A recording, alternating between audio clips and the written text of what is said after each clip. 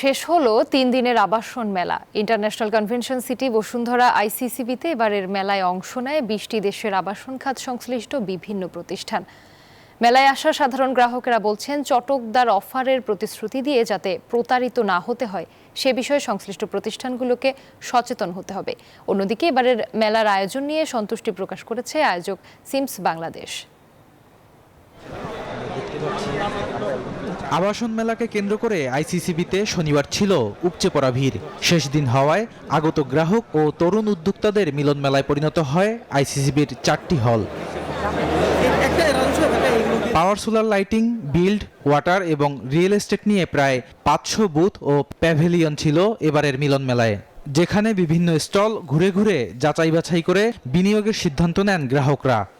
অনেক চটকদার বিজ্ঞাপন দিচ্ছে এবং বিভিন্নভাবে আশ্বাস দিচ্ছে এবং বিভিন্ন ছাড়ের প্রতিশ্রুতি দিচ্ছে। আমার এই কোম্পানিগুলির প্রতি অনুরোধ থাকবে, ওরা যেন প্রতিশ্রুতি গ্রাহকের সাথে সঠিক বাস্তবায়ন করে। চাইনিজ লোকাল অনেক আসছে, তাদের সাথে কথাবার্তা বললাম। এখন তাদের সাথে কিভাবে কাজ করা যায় এবং মেশিনারিজ কার কেমন গুণগত মান, এগুলো নিয়ে একটু আলোচনা করলাম আর কি। অন্যদিকে মূল্যছাড় সহ লোভনীয় সব সুযোগ সুবিধার কথা তুলে ধরে গ্রাহক ও তরুণ উদ্যোক্তাদের আকৃষ্ট করে মেলায় অংশ নেয়া দেশি বিদেশি প্রতিষ্ঠানগুলো। আমরা যে রিসোর্ট এবং 5 স্টার হোটেল করতেছি গাজীপুরে, ঠিক একদম ন্যাশনাল পার্কের একদম অপোজিটে, বেসিক্যালি হলো বায়ারদের জন্য। স্পেশালি আমরা কনক্রিট ব্লক মেশিনারিজ নিয়ে মার্কেটিং করছি বাংলাদেশে।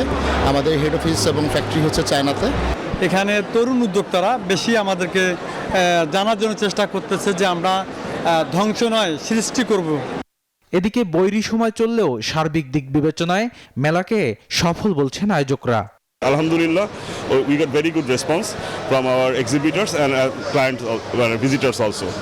আয়োজক প্রতিষ্ঠান সিমস বাংলাদেশের তথ্যমতে এবারের মেলায় অংশ নিয়েছে বাংলাদেশ সহ 20টি দেশের 195টি এক্সিবিটর।